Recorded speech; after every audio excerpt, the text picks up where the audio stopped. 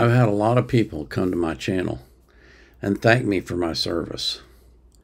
And I really do appreciate it when people do that. I'm thankful for everyone that does.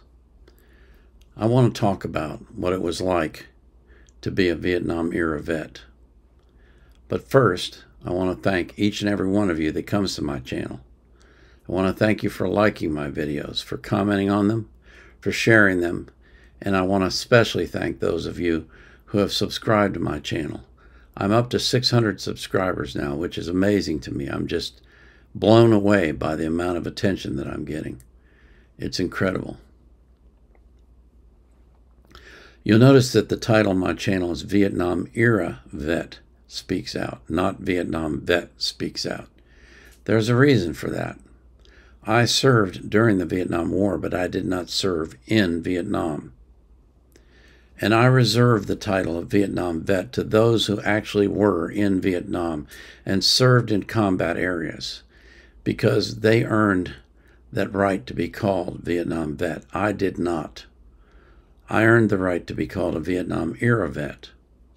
I have a cousin who was killed in Vietnam. He was a Vietnam vet. I am not.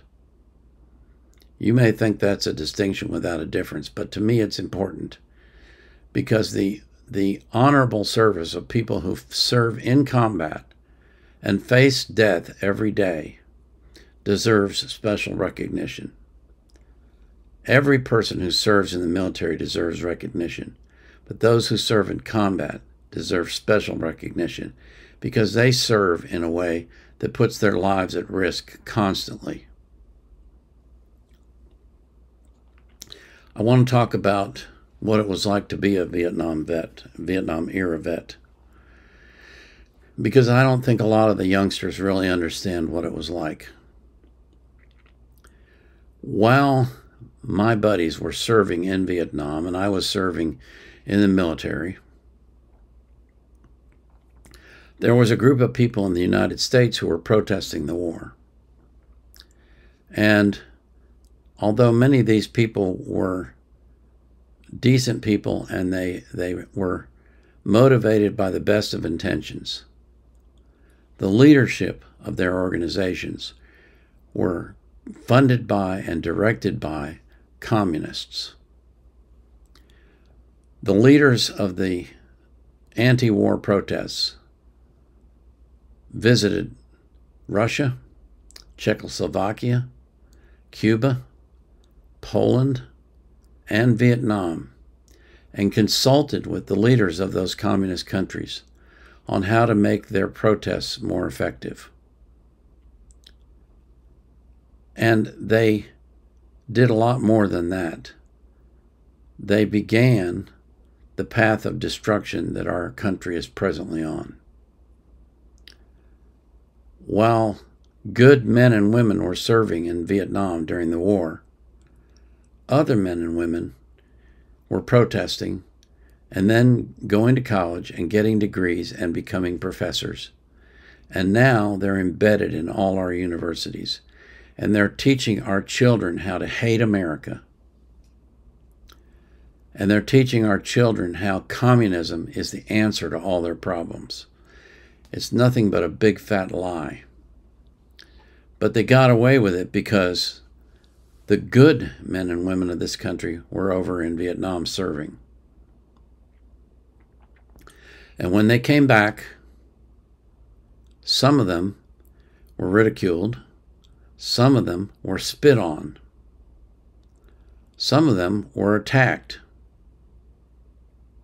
Not all of them, but some of them were. And there are actually veterans like Jerry Lemke, who wrote the book, The Spitting Myth, The Myth of Spitting. I don't remember the exact title, and I don't want to honor the guy because he disgusts me.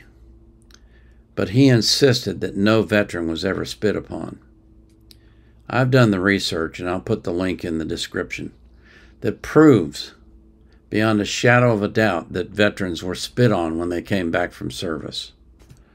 It was common knowledge that when you returned from Vietnam and you went to the airport to go home, you were flying commercial. It was common knowledge that you needed to go not dressed in uniform. because to be dressed in uniform would expose you to ridicule. It was such common knowledge, it was an order. They were ordered to remove their uniforms and go in civilian clothes to the civilian airports. That's how bad it was. I didn't serve in Vietnam. I served on the east coast of America, and I served in Newfoundland, Canada. I did secret work, and I honored my oath. I didn't tell my wife, I didn't tell my parents, I didn't tell my children what I did in the Navy until long after the work that I did was declassified. Because honor means something to me, and it means something to most of the vets that I know. It means a great deal to us.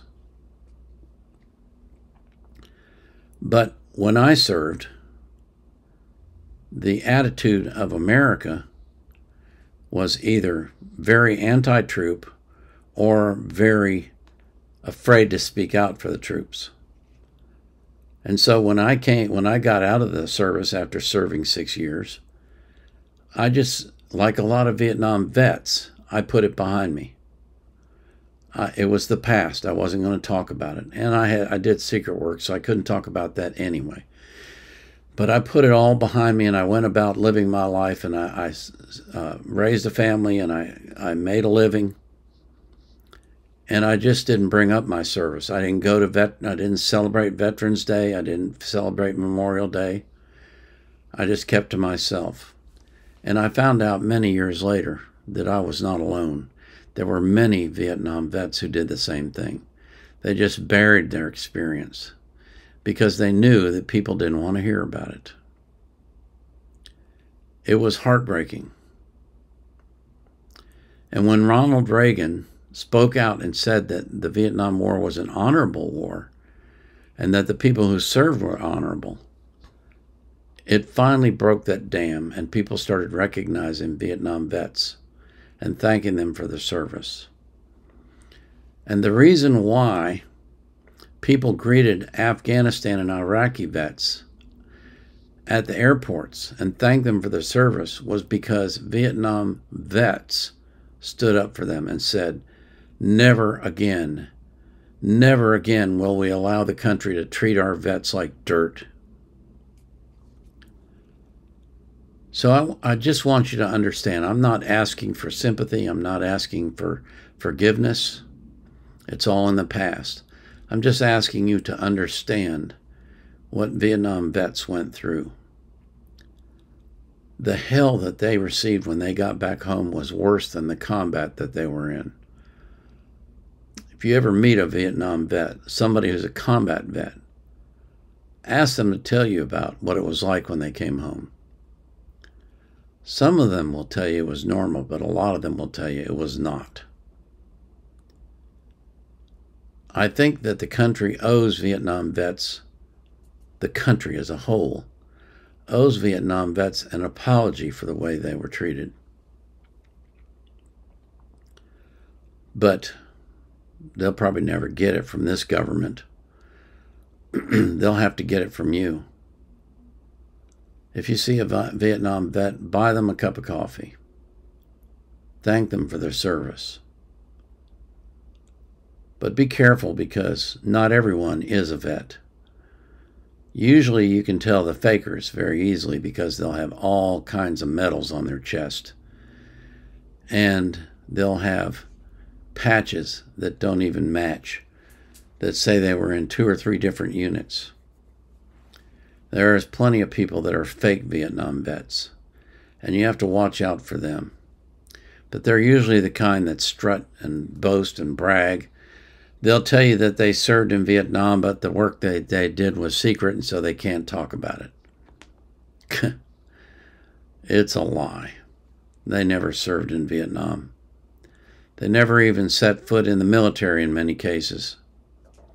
Or they went to boot camp and got thrown out.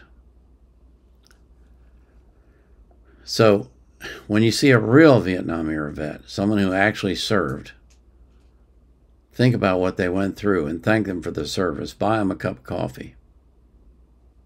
Tell them how much you appreciate what they did. When you see a fake Vietnam vet, look the other way. Don't let them fool you into giving them money, because that's what they want. And as for this Vietnam era vet, I'm thankful for my service. I'm thankful that people thank me for my service. And I appreciate every single one of you that thanks me on my channel. I'm glad I served.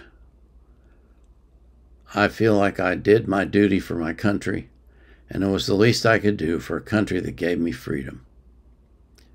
And I pray to God that my children and my grandchildren and my great-grandchildren will still have that freedom, because it's rapidly slipping away. And unless we make changes, unless we pull back from where we're headed, the future is not looking good. I pray that you will be one of those who stands up for our country. And I pray that you will be abundant, that you will live a long life, that you'll be healthy. I pray that you'll be safe, that God will keep you safe from harm. I pray that He'll do the same for every single person that you love.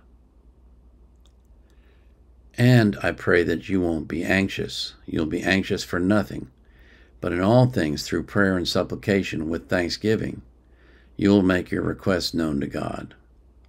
And the peace that passes all understanding will keep your heart and mind in Christ Jesus. This is the Vietnam era vet, signing out.